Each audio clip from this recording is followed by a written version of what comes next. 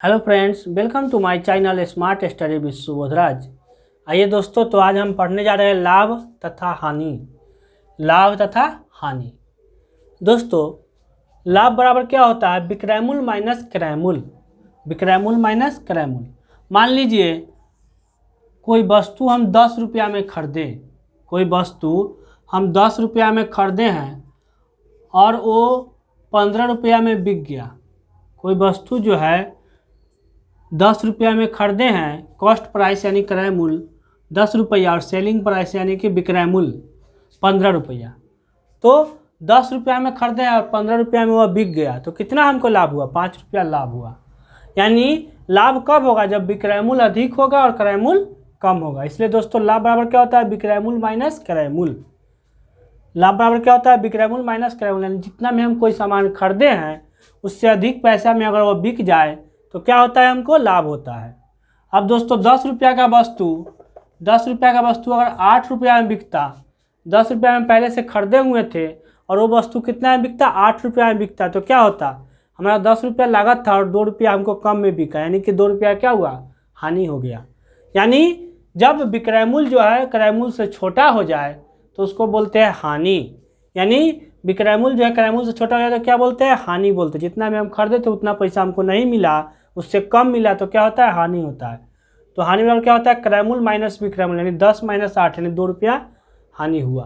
तो लाभ कब होगा? जब विक्रय मूल्य ज़्यादा पैसा में बिके तो लाभ होगा, कम पैसा में बिके तो क्या होगा? हानि होगा। तो हानि बराबर क्या होता है? क्रय मूल्य माइनस विक्रय मूल्य, और लाभ होता है विक्रय मूल्य माइनस क्रय मूल्य। ठीक है दोस्तों, समझ गए होंगे। अब चलिए दोस्तों, एक नोट में याद रखिएगा, लाभ अथवा हानि सदैव क्रय मूल्य पर गिने आते हैं। यानी लाभ हो या हानि हो, हमेशा किस पर गिने आते हैं? क्रय मूल्य पर। यानी 10 रुपया में जो हम सामान खरीदे थे तो 10 रुपया पे ही देखा जाएगा कि हमको कितना घाटा हुआ, 2 रुपया घाटा हुआ। ठीक है, ये नहीं कि 8 पर देखा जाएगा। जैसे दोस्तों, यहाँ पे लाभ प्रतिशत निकालना है, एक और फॉर्मूला देख लीजिए। लाभ प्रतिशत, तो लाभ गुने 100 बटा क्रय मूल्य। दोस्तों, लाभ हो या हानि हो, हमेशा किस पर देखा जाता है? क्रय मूल्य पर। तो इसीलिए दोस्तों, लाभ प्रतिशत हो या हानि प्रतिशत हो, हमेशा किस पर होगा? क्रय मूल्य पर होगा। इसलिए क्रय मूल्य हमेशा नीचे होगा। क्रय मूल्य बड़ा मान हुआ, लाभ छोटा मान, तो लाभ बटा क्रय मूल्य गुने 100 भी इसको कह सकते हैं। हानि प्रतिशत हानि बटा क्रय मूल्य गुने 100 कह सकते हैं। तो लाभ प्रतिशत लाभ गुने 100 बटा क्रय मूल्य, हानि प्रतिशत हानि गुने 100 बटा क्रय मूल्य। तो लाभ हो या हानि हो, उसको किस पर देखते हैं हम लोग? हमेशा क्रय मूल्य पर देखते हैं। ठीक है दोस्तों, तो इतना बात ध्यान रखिएगा। तो यहीं पे चलिए दोस्तों, ये 10 रुपया का सामान था, 15 रुपया में बिका। 10 रुपया का सामान था, 15 रुपया में बिक गया, तो लाभ कितना हुआ? 5 रुपया हुआ। तो लाभ प्रतिशत क्या होगा? 5 गुने 100 बटा 10। ठीक है, क्योंकि क्रय मूल्य पर होता है। 5 दूना 10, 2 50, यानी 50% लाभ हुआ। जितना खरीदे थे उसका 1.5 गुना हो गया, यानी 50% लाभ हुआ। अब दोस्तों, 10 रुपया का वस्तु है वो 8 रुपया में बिका, यानी कि हानि क्या हुआ? 10 माइनस 8 यानी 2 रुपया हानि हो गया। तो हानि प्रतिशत क्या होगा? 2 गुने 100 बटा 10, 10 250 यानी 20% क्या हुआ दोस्तों? हानि हो गया। ठीक है, यही हो गया लाभ प्रतिशत हानि प्रतिशत। आइए दोस्तों, पहला क्वेश्चन सोल्व करते हैं। राम ने एक गाय 8250 रुपया में खरीद करके 4% लाभ पर बेच दिया। गाय का विक्रय मूल्य ज्ञात करना है।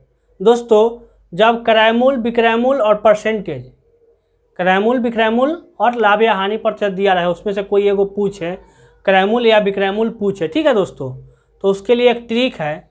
क्रय मूल्य दिया हो तो विक्रय मूल्य पूछे, या फिर विक्रय मूल्य दिया हो तो क्रय मूल्य पूछे, और लाभ या हानि प्रतिशत दिया हो। ठीक है दोस्तों, तो इसके लिए ट्रिक क्या है?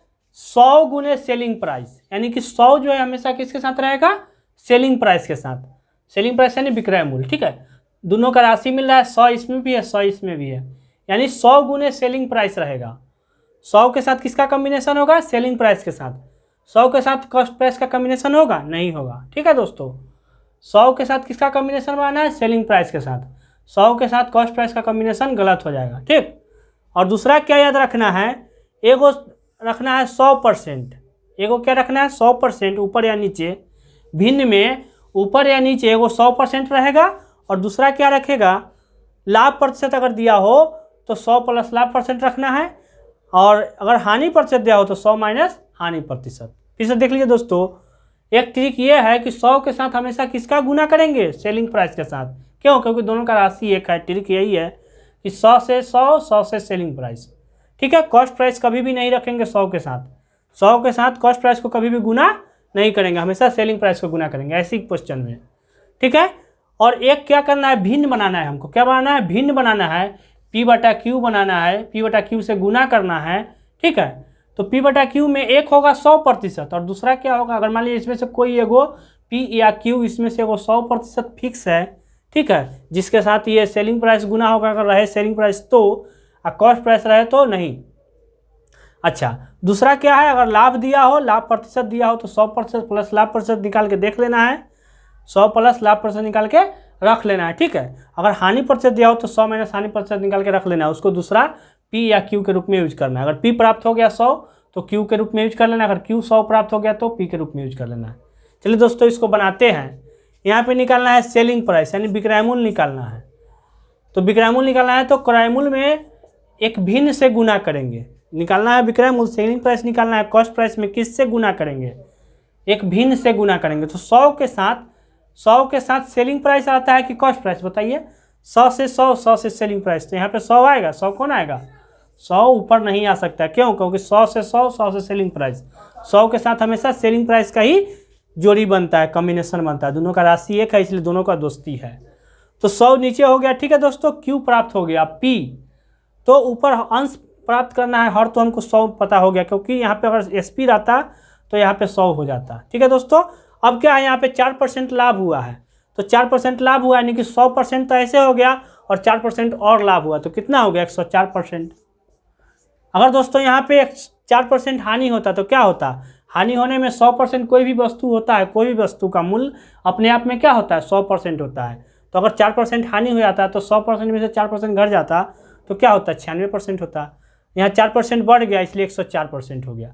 ठीक है, तो ऊपर 104 हो जाएगा, नीचे 100 हो जाएगा।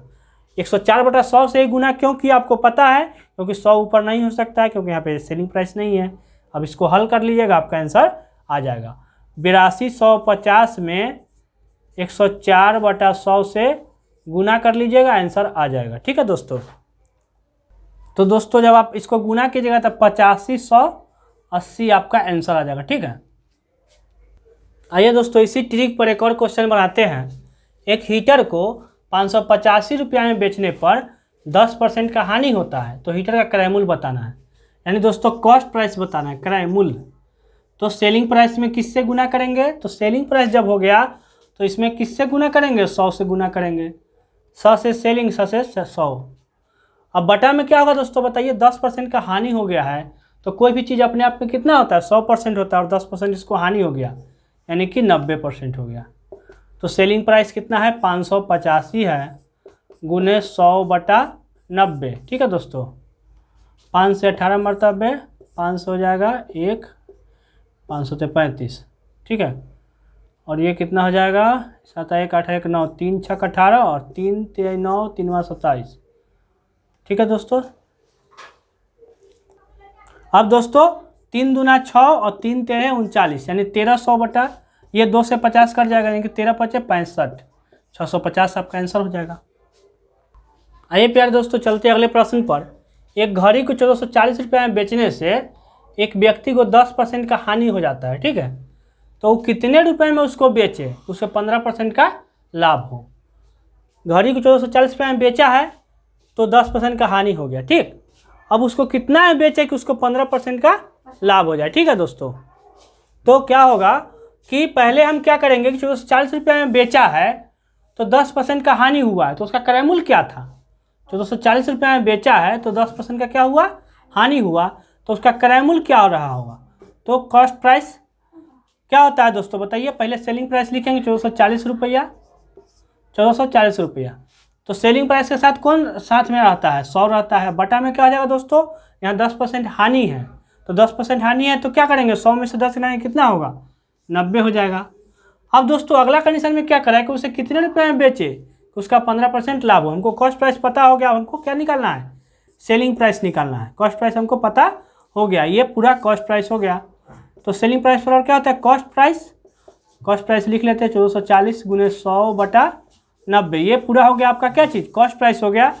अब कॉस्ट प्राइस से हमको सेलिंग प्राइस निकालना है। ठीक है, तो कॉस्ट प्राइस के साथ 100 से गुना होता है, नहीं ना होता है, तो नीचे हो जाएगा 100। ऊपर क्या होगा बताइए दोस्तों, 15% का लाभ हुआ है, तो कोई भी वस्तु अपने आप में 100% होता है, 15% लाभ होगा तो कितना आ जाएगा 115%, 115 हो गया यहाँ पे। दोस्तों यहाँ पे काटने से फ़ायदा नहीं है, इसको रहने देना है, ठीक है दोस्तों। इससे क्या फ़ायदा होगा कि 100 से 100 ये कट जाएगा। 18 पच्चे 90, 18 8 44 से 80, ठीक है दोस्तों। 5 से 1 काट दीजिए, 5 दूना 10, 1 5 3 15, यानी दोस्तों 23 गुने 80 हो गया, 8 3 24, 8 दूनी 16, 8 2 18, 1840 आपका आंसर हो जाएगा। तो इसमें ध्यान क्या रखना है कि दो शर्त है इसमें। 1440 में बेचा है, 10% हानि हुआ, तो कितना में खरीदा होगा पहले हम पता कर लेंगे। 1440 में 100/90 हो गया, और इतना में खरीदा है तो उसको 15% अब लाभ चाहिए, तो क्या करना होगा, सेलिंग प्राइस निकाल लेना होगा। तो 1440 गुने 100/90 में 115/100 से गुना कर दिए। आइए दोस्तों चलते हैं अगले प्रश्न पर। ए ने एक रेडियो बी को 20% लाभ पर बेच दिया, बी ने इसे सी को 10% हानि पर बेच दिया। अब सी जो है डी को 5% लाभ पर बेच दिया, और जितना में सी बेचा होगा उतना ही में खरीद लिया। जितना में जो सी बेचा डी को, तो सी का जो विक्रय मूल्य है वही डी का क्रय मूल्य है। सी ने डी को 5% लाभ पर बेच दिया। यदि डी ने इसका मूल्य 1814.40 रुपया दिया हो, यानी सी जो बेचा है, यानी कि इससे क्या पता चलता है कि सी जो है 1814.40 रुपया में डी को बेचा है, यानी कि सी का विक्रय मूल्य 1814.40 है, ठीक है। अब चलिए दोस्तों, ए जो है बी को बेचा, बी जो है सी को बेच दिया, सी जो है डी को बेच दिया, ठीक। तो ए का कॉस्ट प्राइस कितना है ये हमको पूछा जा रहा है। ए का इस रेडियो का कितने रुपए में खरीदा था ए, तो ए का कॉस्ट प्राइस कितना था हमको पता नहीं है। तो चलिए दोस्तों कॉस्ट प्राइस लिख दिए ए का, ठीक। अब ए जो है 20% लाभ पर बेच दिया किसको, बी को। तो ए को जो बी को बेचेगा तो कितना होगा उसका सेलिंग प्राइस, तो कॉस्ट प्राइस में 100 से गुना नहीं होता है, इसलिए 100 नीचे हो जाएगा। कितना, 20% लाभ पर, तो 120 हो गया, ठीक है। अब चलिए दोस्तों, बी जो है सी को बेच दिया कितना, 10% हानि पर। ये पूरा जो है दोस्तों, ए जो है बेचा किसको, बी को, तो ये पूरा बी के लिए क्या हुआ, क्रय मूल्य हुआ। ये पूरा बी के लिए क्या हुआ, क्रय मूल्य हुआ, और ए के लिए विक्रय मूल्य हुआ। तो अब बी का हमको देखना है कि बी जो है कितना में बेचा। ए तो बेच दिया है CP गुने 120/100, अब बी कितना में बेचा, तो बी का पहले क्रय मूल्य हमको पता हो गया, क्योंकि जितना में बेचा होगा ए उतना ही में तो खरीदा होगा बी, ठीक है दोस्तों। तो ये बी का क्रय मूल्य हो गया, ए का विक्रय मूल्य बी का क्रय मूल्य होगा, ठीक। तो ये क्रय मूल्य हो गया। अब बी जो है दोस्तों सी को 10% हानि पर बेच दिया, तो पूरा क्रय मूल्य है, क्रय मूल्य में तो ऊपर 100 होता नहीं है, नीचे 100 होगा, तो बटा में 100 हो गया, और 10% हानि है तो ऊपर कितना हो जाएगा, 90 हो जाएगा। अब दोस्तों सी जो है, बी जो है सी को बेच दिया, तब जो बी का जो विक्रय मूल्य है वो सी के लिए क्या हो गया, क्रय मूल्य हो गया। तो ये पूरा क्या हो गया, यहाँ तक के ये पूरा क्या हो गया, बी का विक्रय मूल्य और सी के लिए क्रय मूल्य हो गया। तो सी का क्रय मूल्य इतना हो गया। अब सी जो है डी को 5% लाभ पर बेच दिया, तो ये पूरा क्रय मूल्य है, तो क्रय मूल्य में क्या करेंगे, 100 से गुना कर सकते हैं, नहीं ना, 100 नीचे हो जाएगा, 5% लाभ है तो 105 ऊपर हो जाएगा, ठीक। तो 105/100 हो गया। ये पूरा जो है दोस्तों, बी जो है सी को बेच दिया, बी जो है सी को बेच दिया 5% लाभ पर, जो कि डी खरीदा, सॉरी बी जो है सी को बेचा, सी जो है डी को बेचा, सी जो है डी को बेचा 5% लाभ पर, तो डी खरीदा है 1814.40 रुपया में, यानी सी का जो है सेलिंग प्राइस 1814.40। ठीक से देखिए दोस्तों, यहाँ पे डी जो है 1814.40 रुपया में खरीदा है, तो खरीदा कब, जब डी जो है कब खरीदा, जब सी बेचा है 1814.40 रुपया में, तभी तो डी को उतना पैसा देना पड़ा है, यानी सी का जो सेलिंग प्राइस होगा 1814.40 रुपया होगा। यानी कॉस्ट प्राइस में ये सब गुना किए तो क्या निकला, सेलिंग प्राइस निकला, किसका, सी का सेलिंग प्राइस निकला। तो सी जो 1814.40 रुपया में बेचा था, जो कि डी खरीदा था। ठीक है दोस्तों, तो इतना ही से हमको निकल जाएगा CP। जब इसको हल करेंगे तो हमारा क्या निकल जाएगा, CP निकल जाएगा, कॉस्ट प्राइस का निकल जाएगा। ठीक है, इसको उधर ले जाएंगे और इसको नीचे से करेंगे, हो जाएगा। यानी दोस्तों CP बराबर क्या हो जाएगा, 1814.40 में ये सब उधर क्रॉस गुना हो जाएगा, तो 2 2 4 2 6 6 गो शून्य में से ये 2 दशमलव हटाए तो 2 शून्य हो गया। अब इसमें 4 गो शून्य हो जाएगा, और बटा में क्या हो जाएगा, 120 गुने 90 गुने 105, 120 गुने 90 गुने 105। जब इसको पूरा को हल करेंगे दोस्तों, तो कितना आंसर आएगा, 1600 आंसर आएगा। ठीक है, तो इसको हल करेंगे तो कितना आंसर आएगा, 1600।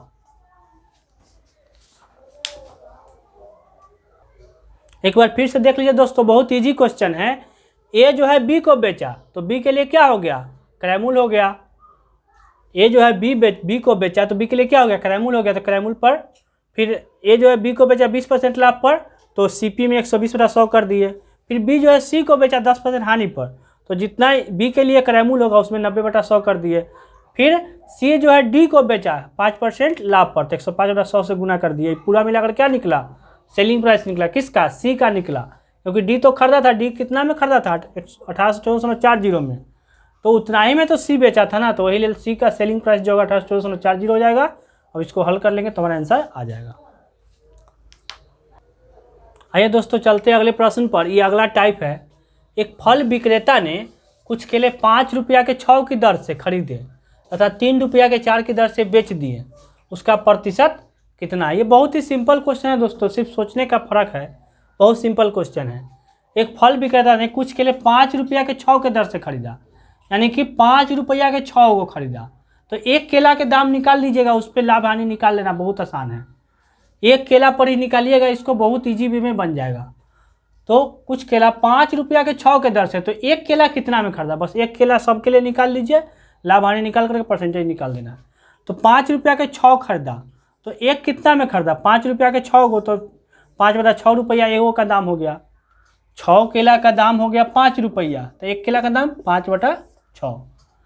ठीक है दोस्तों, तो ये हो गया आपका कॉस्ट प्राइस। ठीक, अब दोस्तों 3 रुपया के 4 की दर से बेच दिया, तो 3 रुपया के पैसा ऊपर होगा 4 केला के दाम, 3 रुपया में बटेगा 4 केला के दाम। ठीक है दोस्तों, 3/4, जैसे 5 रुपया में 6 गो केला बटेगा ना, 5 रुपया में लिया था 6 गो केला, तो 5/6 हो जाएगा।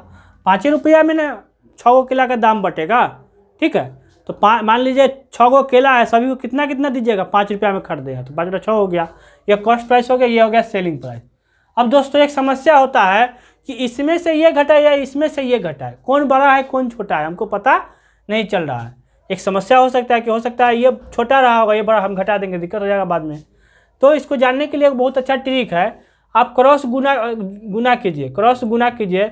4×5 20, 6×3 18, 4×5 20 और 6×3 18, यानी बड़ा जो है जिसका मान आ जाए ना वही बड़ा होगा, यानी कि ये कॉस्ट प्राइस बड़ा होगा। 4×5 20, यानी ये 20 आया इसका, 6×3 18, इसका 18 आया, यानी कि कॉस्ट प्राइस बड़ा है और सेलिंग प्राइस छोटा है, यानी कि कॉस्ट प्राइस बड़ा हो गया, यानी कि क्रय मूल्य बड़ा हुआ और विक्रय मूल्य छोटा हुआ, यानी अधिक पैसा में खरीद के कम पैसा में ये बेच रहा है, यानी क्या होगा, इसको हानि हो जाएगा।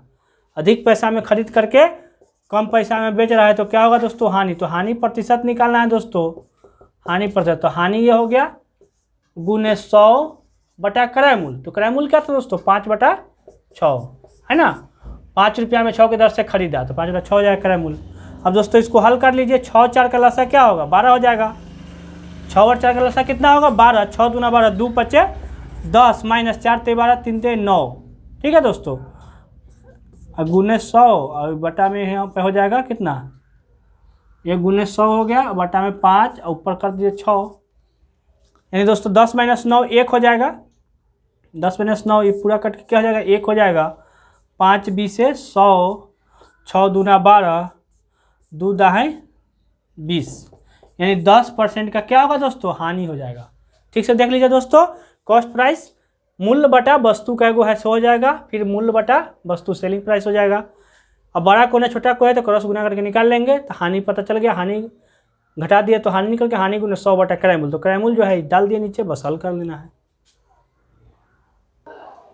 चलिए दोस्तों, तो अगले प्रश्न पे चलते हैं। यदि 12 वस्तुओं का क्रय मूल्य 9 वस्तुओं के विक्रय मूल्य के बराबर हो तो लाभ प्रतिशत ज्ञात कीजिए। बहुत इजी क्वेश्चन है, इसका ट्रिक याद रखिएगा। क्या क्वेश्चन है, 12 वस्तु का क्रय मूल्य, यानी 12 वस्तु जितना में खरीदा होगा 9 वस्तु बेच करके उतना ही पैसा उसको आ गया। 12 वस्तु जितना में खरीदा होगा 9 वस्तु बेच करके उतना ही पैसा उसको प्राप्त हो गया। ठीक है, तो उसको लाभ कितना हुआ ये बताना है। तो दोस्तों इसका ट्रिक है, लाभ प्रतिशत बराबर अंतर बटा छोटा गुने 100। क्या करना है दोस्तों, इसका अंतर निकाल देना है और बटा में छोटा गुने 100, और हानि प्रतिशत अगर होगा तो अंतर बटा बड़ा गुने 100। ठीक है, अब दोस्तों कब छोटा रखेंगे बटा में और कब रखेंगे बड़ा बटा में, ठीक है दोस्तों। तो इसके लिए क्या ट्रिक है कि जैसे मान लीजिए दोस्तों 10 गो मिठाई है और 10 आदमी में बांटना है, यानी कि 10 मिठाई और 10 आदमी में बांटना है, तो क्या होगा, सबको बराबर मिलेगा, लेकिन आदमी बढ़ जाए, यानी हर में अगर बड़ा हो जाए, 10 मिठाई है ऊपर और 10 आदमी में बांटना है, हर जो होता है वही आदमी में बढ़ता है, तो 10 मिठाई है और 10 आदमी में बांटना है, तो क्या होगा, सबको एक एक मिठाई मिलेगा। लेकिन अगर ये बढ़ जाए, ये 12 हो जाए, तो क्या होगा, सबको मिठाई कम जाएगा, आदमी बढ़ जाए तो मिठाई क्या हो जाए, कम हो जाएगा, यानी घाटा लग जाएगा। यानी जब नीचे बड़ा हो, जब हर बड़ा हो, जब हर में कोई बड़ा वैल्यू होता है तो क्या होता है, घाटा लग जाता है सबको। इसलिए हानि कब होगा, जब हर में बड़ा वैल्यू होगा, और लाभ कब होगा, जब हर में छोटा वैल्यू होगा। 10 मिठाई है मान लीजिए, आदमी 10 आदमी में से 5 को भाग जाए, 5 को आदमी, तो क्या होगा, सबको फायदा हो जाएगा, सबको लाभ हो जाएगा, 5 2 मिठाई बचेगा। यानी जब हर में छोटा वैल्यू होता है, इसे भी आप जान लीजिए कि जब हर में छोटा वैल्यू होता है तो मान बड़ा होता है, जब हर में बड़ा वैल्यू होता है तो मान छोटा होता है। यानी कि हानि हो गया जब हर में बड़ा वैल्यू होगा, लाभ होगा जब हर में छोटा वैल्यू होगा। एक ट्रिक और याद रखिए, यदि अंतर, इसमें नोट में याद रखिएगा कि कभी कभी क्या होता है कि ये बड़ा और छोटा ना दे करके अंतर ही दे दिया जाता है। तो अगर यदि अंतरे दे दिया जाए तो बड़ा कैसे निकालेंगे, जोड़ करके निकालेंगे, छोटा कैसे निकालेंगे, घटा करके। तो चलिए दोस्तों इस क्वेश्चन को बनाते हैं। कह रहा है कि यदि 12 वस्तुओं का क्रय मूल्य 9 वस्तुओं के विक्रय मूल्य के बराबर हो तो लाभ प्रतिशत ज्ञात कीजिए। तो लाभ प्रतिशत क्या होगा, अंतर, यानी 12 - 9, 12 - 9 ये अंतर हो गया। लाभ निकालना है, यानी कि नीचे क्या रखना होगा, छोटा वैल्यू। जब हर में छोटा वैल्यू होता है तो लाभ होता है, जब हर में बड़ा वैल्यू तो हानि होता है। तो छोटा कौन है, 12 और 9 में 9 छोटा है, यानी कि 3/9 हो गया, और गुने 100 तो यहाँ करना ही है, 3/9 और गुने 100, 3 × 9 यानी 33.1/3% हो जाएगा। क्या हो जाएगा, ये लाभ हो जाएगा। दोस्तों कभी कभी क्या होता है कि यहाँ पे दे दिया गया है ना कि लाभ प्रतिशत ज्ञात कीजिए, कभी कभी नहीं देता है, देता क्या है कि लाभ या हानि प्रतिशत ज्ञात कीजिए। तब आप सूत्र कैसे यूज कीजिएगा, कभी कभी क्या करता है कि यहाँ पे दे दिया जाता है कि लाभ या हानि प्रतिशत ज्ञात कीजिए, तब आप सूत्र कैसे ज्ञात कीजिएगा।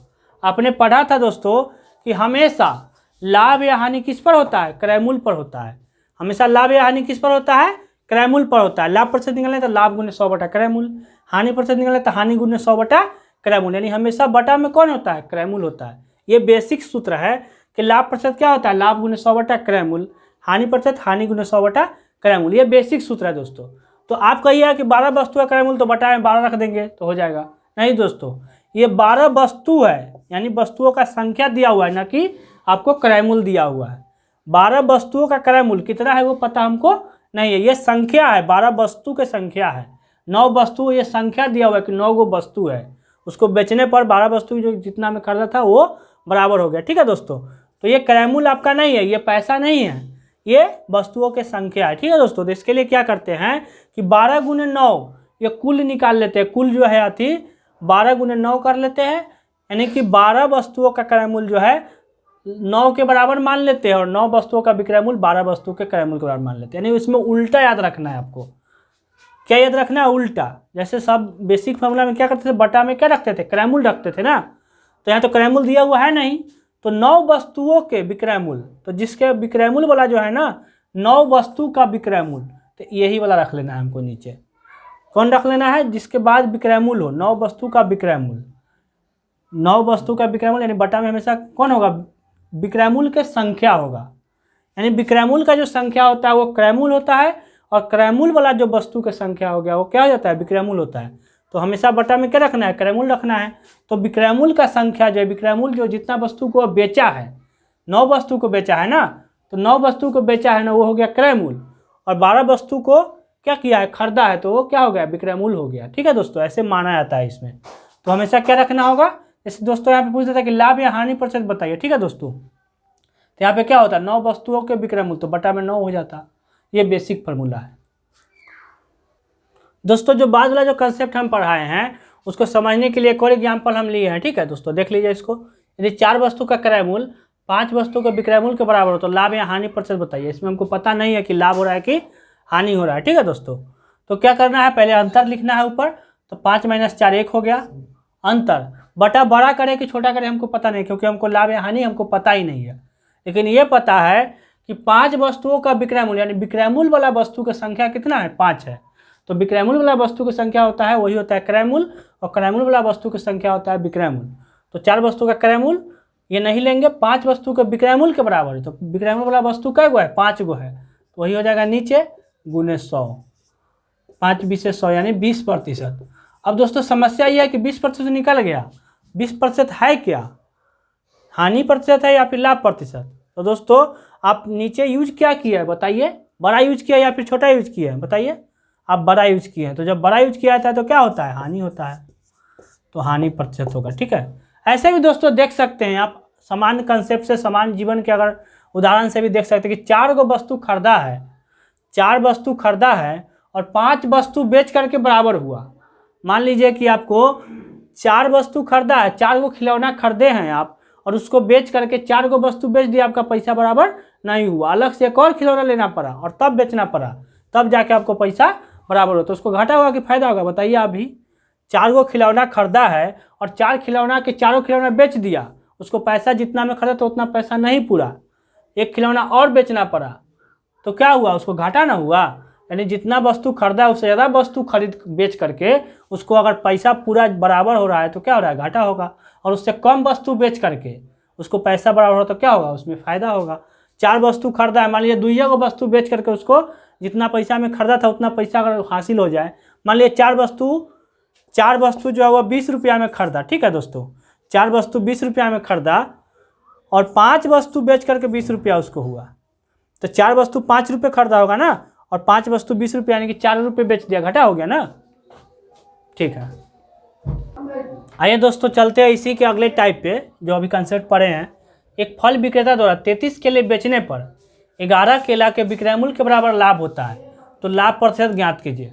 दोस्तों ये थोड़ा सा हटके है, पिछले वाले क्वेश्चन में था कि इतना केला खरीद करके इतना केला बेचा तो उतना ही पैसा हुआ, ठीक है दोस्तों, लेकिन इसमें क्या है कि 33 को केला बेचा है ना, तो 11 केला के विक्रय मूल्य के बराबर लाभ हुआ। 33 को केला बेचा है तो 11 केला के विक्रय मूल्य के बराबर लाभ हुआ, यानी कि 22 को केला उसको क्या हुआ होगा, 22 को केला क्रय मूल्य रहा होगा, 22 को केला जो है वो खरीदा होगा। ठीक है, 33 केला। चलिए दोस्तों, तो ऐसे क्वेश्चन को हम बनाते कैसे हैं, अंतर, यहाँ पर दोस्तों अंतर दिया हुआ है, क्योंकि कितना केला खरीद करके कितना केला बेचा ये तो दिया हुआ है, लेकिन कितना केला खरीदा था ये पैसा पता हमको नहीं है, कितना केला के क्रय मूल्य 33 केले के विक्रय मूल्य के बराबर ये हमको पता नहीं है। ठीक है दोस्तों, तो क्या करते हैं, अंतर बटा, यहाँ लाभ है ना निकालना, तो अंतर बटा लाभ, लाभ कब होगा, जब नीचे छोटा होगा ना, तो अंतर बटा छोटा, लाभ प्रतिशत क्या होगा दोस्तों बताइए, अंतर बटा छोटा गुने 100। जब नीचे छोटा होता है तो अंतर होता है, लाभ होता है ना। तो अंतर कितना है, ये 11 केला जो है, 11 केला के विक्रय मूल्य के बराबर बेचा है 33 केला, और 11 केला के विक्रय मूल्य के बराबर उसको लाभ हुआ। तो कितना केला खरीदा था जिसके बराबर 33 केला हुआ, ये तो पता नहीं है ना, 11 केला के विक्रय मूल्य के बराबर लाभ हुआ ये पता है, तो 11 केला अंतर हो गया, 11 हो गया बटा छोटा। तो दोस्तों हम बताए थे कि छोटा कैसे निकलता है, छोटा घटाने पर निकलता है और बड़ा जो है जोड़ने पर निकलता है। तो घटा दीजिए, 33 में से 11 कितना हो जाएगा, 22। यानी दोस्तों इसको 22 केला का जो क्रय मूल्य है ना 33 केला के विक्रय मूल्य के बराबर होगा।